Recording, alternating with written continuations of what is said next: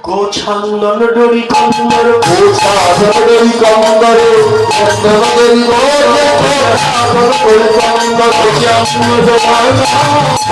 অঙ্গ দোমালা অঙ্গ দোমালা অঙ্গ দোমালা বলে লম্বিত গুঞ্জাহার বলে লম্বিত গুঞ্জাহার বলে লম্বিত গুঞ্জাহার বলে লম্বিত গুঞ্জাহার বলে গুঞ্জাল খেলা বলে গুঞ্জাল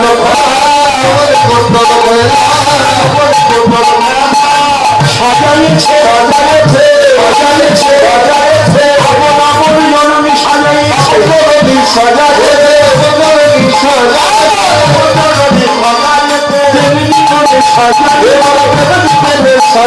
তেমনি করে সাজাইছে তেমনি করে সাজাইছে তেমনি করে সাজাইছে যে সাজিয়ে কানাইয়ের সঙ্গে খেলতে পারে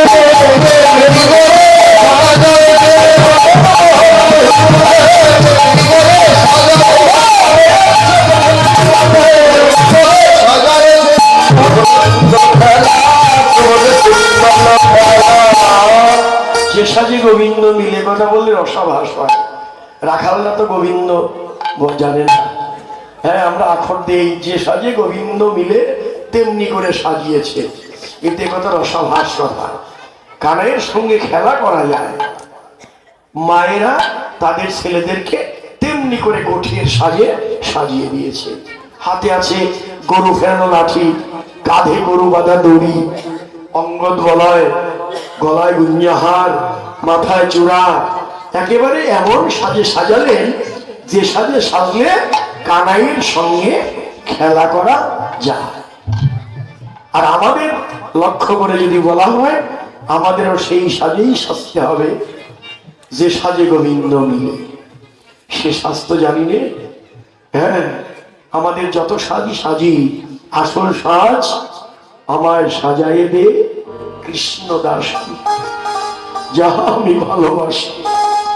আমার অঙ্গের আভরণে খুলে, একমাত্র আভরণ দিয়ে কি হবে যদি আভরণে কি গোবিন্দ সেবায় দেহ যদি গোবিন্দ সেবাই না লাগে, এই আভরণ দিয়ে কি হবে? সাজ কৃষ্ণ সাজে সাজ। এই যে সেজেছেন, কপালে চন্দন, কণ্ঠে তুলসীর মালা, হ্যাঁ, বৈষ্ণবের সাজ। যে সাজে শুদ্ধ সাজে মন শুদ্ধ হয়, মন পবিত্র হয়, ওটাই তো আসল সাজ। হ্যাঁ, এই সাজে সাজলেই একদিন হয়তো গোবিন্দকে পাওয়া যায়। হ্যাঁ, যতই আমি বেশটা আমার অন্তরের ভিতরের থেকে না আসলেও বাইরে তো প্রকাশ হচ্ছে, আস্তে আস্তে দেখা যাবে এই বেশের গুণেই গোবিন্দ লাভ হয়। হ্যাঁ, ওই যে কপট সাধু কপট ভাবে সাধনা করে হাজার হাজার ভক্ত তার চরণে পড়ে গেল না, শেষ পর্যন্ত তার মনে ভাবনা এলো, কপটতা করেই যদি এত ভক্তের কৃপা লাভ হয়, প্রকৃত সাধু সাধনে না জানি কত আনন্দ। এই জন্য সাজের মূল্য আছে, সাজতে হয়।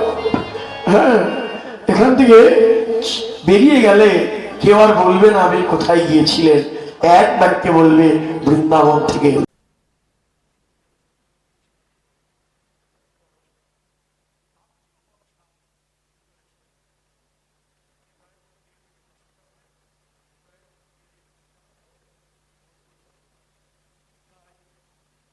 আজকে রাখালদের সাজিয়ে দিলেন, কি করলেন মা?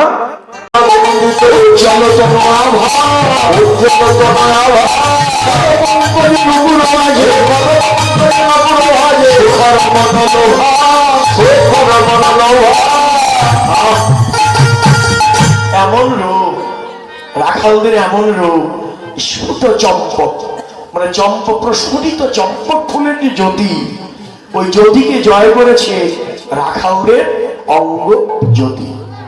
আর ওই রূপ দেখে পদপঙ্কজে নূপুর বাজে শেখর মনোলোভা।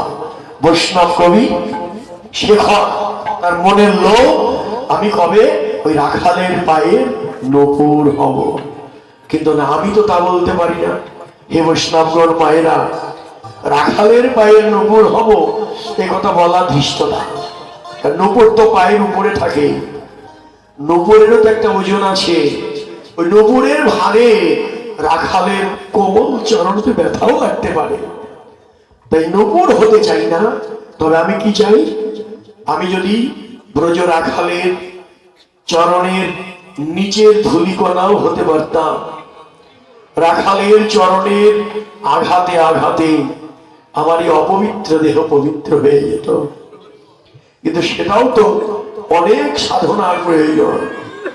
রাখালের চরণের ধুলি অঙ্গে লাগা মহামহাভাগ্যের প্রয়োজন। তাও যদি না পাই তাহলে আমার আর একটা নিবেদন আছে, যদি রাখালের চরণের ধুলিও আমি না পাই, ভক্তের চরণ ধুলি যেন গায়ে লাগাতে লাগাতে পারি, ভক্তের চরণ ধুলি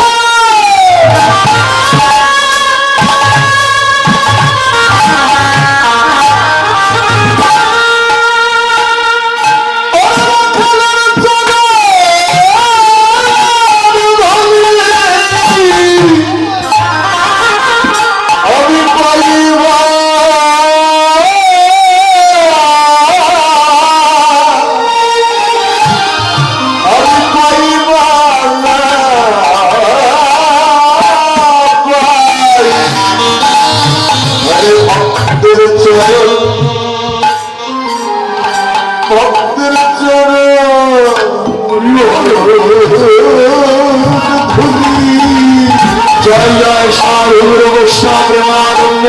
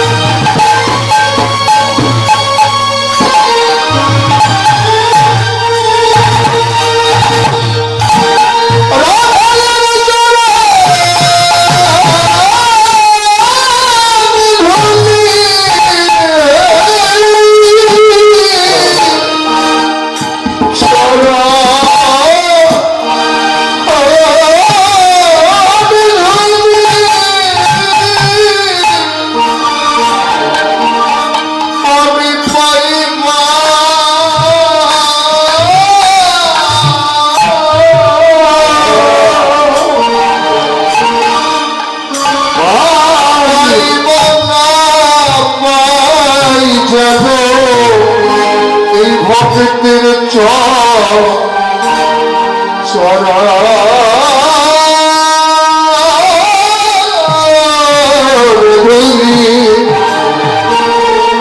গায়ে লাগাতে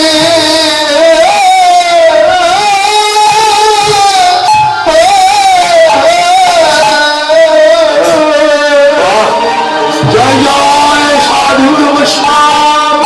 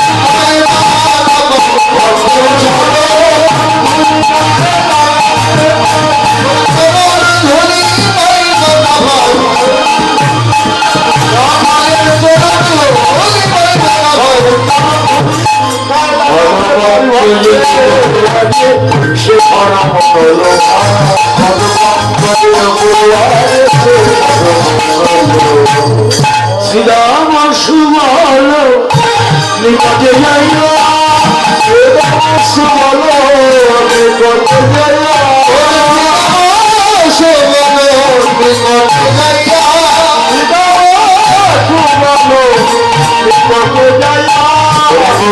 শোনে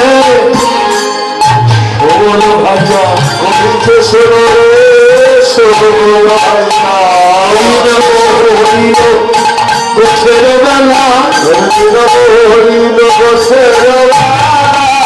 কিছুই নাই বলে নন্দের কিছু নাই বলে নন্দের কিছু বুঝতে নারিলে বুঝতে নারিলে বুঝতে নারিলে বুঝতে নারিলে আমি বুঝতে যাবে কিনা ভাব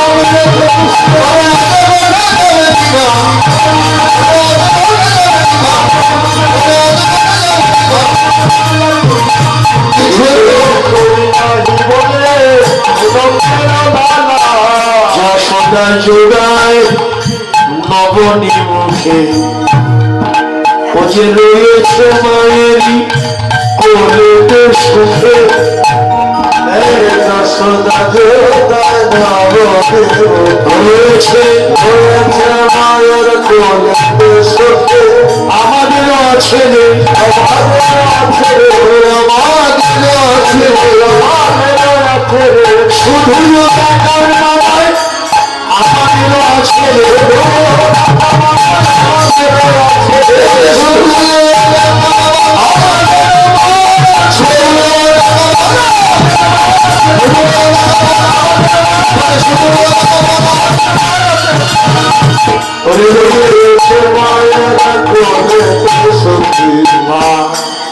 আমাদের মা নেই শুধু কি ওর একারই মা এর সখ্য প্রেম দাবি আমি তুমি সমজ্ঞান কেউ ছোটও নয় কেউ বড়ও নয় কবু কাঁধে করি কবু কাঁধে চলি কখনো এটো ফল খাওয়াই এটাই তো সখ্য প্রেম ছোট বড় জ্ঞান থাকলে তো সখ্য প্রেমের খেলা হবে না ভাই ভাইয়ে খেলা দুই পক্ষ খেলা হাডুডু খেলাই ধরুন দুই পক্ষ খেলা হয় এক পক্ষ আর এক পক্ষকে যদি ভাবে আমার বিপক্ষে যে খেলোয়াড় আমার চেয়ে বয়সে বড় মুরব্বী বা ব্রাহ্মণের ছেলে ওকে জোরে ধরলে ব্যথা লাগবে অপরাধ হবে এই চিন্তা করলে কি আর হাডুডু খেলা হবে খেলা জমবে জমবে না খেলতে গিয়ে আমি তুমি সমজ্ঞান কবো কাঁধে করি কাবো কাঁধে চড়ি এটাই তো সখ্য প্রেম কখনো এটো ফল খাওয়াই এটাই তো ভাইদের খেলা খেলতে গিয়ে একটা ফল পায় ফলটা আগেই কানাইকে দেবে না বলছে না আগে দিস না আমরা আগে খেয়ে নেই যদি মিষ্টি হয় দেব দিতে হলে আর দেব না আহা কি ভালোবাসা অনন্ত কোটি বিশ্ব ব্রহ্মাণ্ডের কর্তাকে নিজের ভাই রূপে, বন্ধু রূপে, সখা রূপে পেয়েছে। এটাই তো ভালোবাসা। এখানে কোনো বড় ছোট নেই, ভালোবাসার কাছে সে বাধা পড়ে যায়, কাঁধে চড়ে, খেলতে গিয়ে হেরে যায়, কানাইয়ের দল হেরে যায়, বলরামের দল জিতে যায়। শর্ত হলো কাঁধে চড়বো, হেরে গেলে কানাই হেরে যায়, কাঁধ পেতে দেয়, রাখালরা কাঁধে চড়ে। কাঁধে চললেই তো রাখালদের চরণ কানাইয়ের বক্ষে পড়ে, অমনি কানাই কাঁধে নিয়ে দুই চরণ রাখালদের চরণ বুকে জড়িয়ে ধরে, ভক্ত যেন পড়ে না যায়। এটাই ভালোবাসা, এটাই সখ্য প্রেম। সে ভক্তের চরণ জড়িয়ে ধরে, সে ছেড়ে দেয় না, ভক্ত যেন পড়ে না যায়। এটাই তো সখ্য প্রেম। তাই আজকে বলছে তুই কোন বড় লোক, প্রত্যেক দিন তোকে ডেকে নিতে হবে কেন রে? এই চল তো জিজ্ঞেস করি, ওকে ডেকে নিতে হবে কেন? ও রাজা ছিলেন, তো আমাদের কি? হ্যাঁ, রাজস্বত হইয়ে কোন ধারা? আমরা হয়েছে কি দাসের পাড়া? আমরা কি ওর কাছে দাসখত লিখেছি যে দাসের মতো ডেকে নিব? ও কোন বড় লোক? এমনি করে কানাইয়ের কাছে গেল। কানাই, বাহ, তুই তো মায়ের কোলে বসে আছিস, আর আমরা আমাদের মায়ের কোল ছেড়ে তোকে নেবার জন্যে দেখ এসেছি। তুই এখনো মায়ের কোলে কেন রে? তুই জানিস না তুই না গেলে কেউ উঠে যায় না? হ্যাঁ, 13 বৎসর সব অমনি রইল, দেখ দেখ বেলা কত হইল, কখন হবে রে সেই ব্রজের খেলা, গোঠের খেলা কখন হবে? শুধু রাখাল নাই তো, 13 বৎসরই নয়, রাখালগণ সব দাঁড়ায় পথে, এ যদু নন্দন যাইবে সাথে, সঙ্গী হইয়া রে আমি কবে গোঠে যাব সঙ্গী হইয়া। বৈষ্ণব যদু নন্দন বললেন, এ যদু নন্দন যাইবে সাথে, রাখালগণ সব দাঁড়ায় পথে, পথে দাঁড়িয়ে আছে। জানিয়ে দিল, যদি কানাইয়ের সঙ্গে খেলা খেলতেই চাও, আমাদের ইঙ্গিত করলো, আমাদেরও পথে এসে দাঁড়াতে হবে। পথে এসে দাঁড়াতে হবে, আমাদের পথে এসে, পথে এসে আরে দাঁড়াতে হবে। কোন পথ? ভজন পথে এসে দাঁড়াতে হবে। পথে পথে এসে দাঁড়াতে হবে,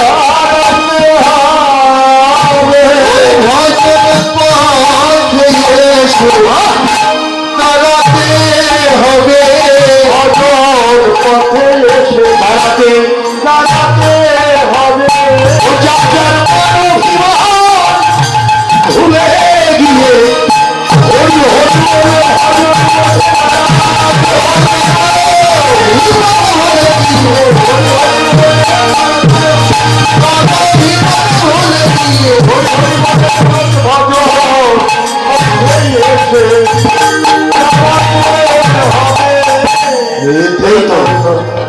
এই তো সেই পথ, যে পথে আপনারা এখন দাঁড়িয়ে বসে আছেন।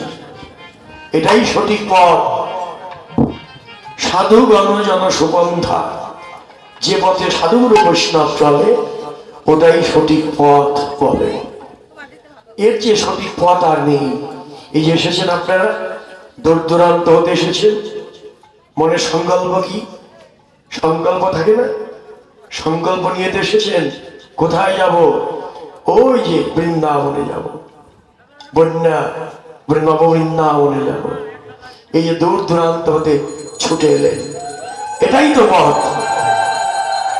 এই যে আপনি সংকল্প করে যখন রওনা দিলেন, তখনই আপনার ভজন আরম্ভ হয়ে গেল। আপনার ভজন আরম্ভ হয়ে গেছে। সংকল্পটাই বাসন। আপনি যত কিছু করেন, এই যজ্ঞ, হরিনাম যজ্ঞের সংকল্প আছে, অধিবাস। এখানে সংকল্প হবে যে কয়দিন কীর্তন হবে, নাম হবে, লীলা হবে, ভাগবত হবে, এগুলো সংকল্প করতে হয়, অধিবাস করতে হয়, পূজা পার্বণের সংকল্প করতে হয়, ঘট স্থাপন করতে হয়। সংকল্প ছাড়া কোনো কিছুই হবে না। তাহলে এই যে আপনারা সংকল্প নিয়ে এসেছেন, আমরা নববৃন্দাবনে যাব। যখনই যাব বলে সংকল্প করেছেন, ভজন আরম্ভ হয়েছে। হৃদয়ের মধ্যে মেঘের সৃষ্টি হচ্ছে। ওই মেঘ সৃষ্টি হতে হতে এই বৃন্দাবনে এসে যদি মেঘের বহিঃপ্রকাশ নয়নের জল বর্ষণ হয়, তবেই হবে আমাদের সাধনা পূর্ণ, তবেই হবে সাধনা পূর্ণ। হ্যাঁ, মেঘ না থাকলে তো জল বর্ষণ হবে না, তাই মেঘ উদয় হতেই হবে। আজকে পথে দাঁড়িয়ে আছেন সাধুগুরু বৈষ্ণব, যেখানে আসে সেটা সঠিক পথ। এই পথে বসলে সাধুর অঙ্গের বাতাস অঙ্গে লাগে। সকালবেলা শুনেছেন হয়তো, অনেকে আসেননি, বা আমাদের দিদি ভাই গিয়েছে কিনা তাও জানি না। বন্ধু সে পরশমণি, বন্ধু আমার পরশমণি, পরশমণির পরশে লোহা সোনা হয়। কিন্তু যে লোহা সোনা হলো, সে যদি কাউকে পরশ করে সে আর সোনা হয় না। কিন্তু আমার গোবিন্দ এমন পরশমণি, তার পরশ যে পায় সে তো সোনা হবেই। সে যদি কাউকে পরশ করে সেও সোনা হয়ে যায়, সে যদি কাউকে পরশ করে সেও সোনা হয়ে যায়।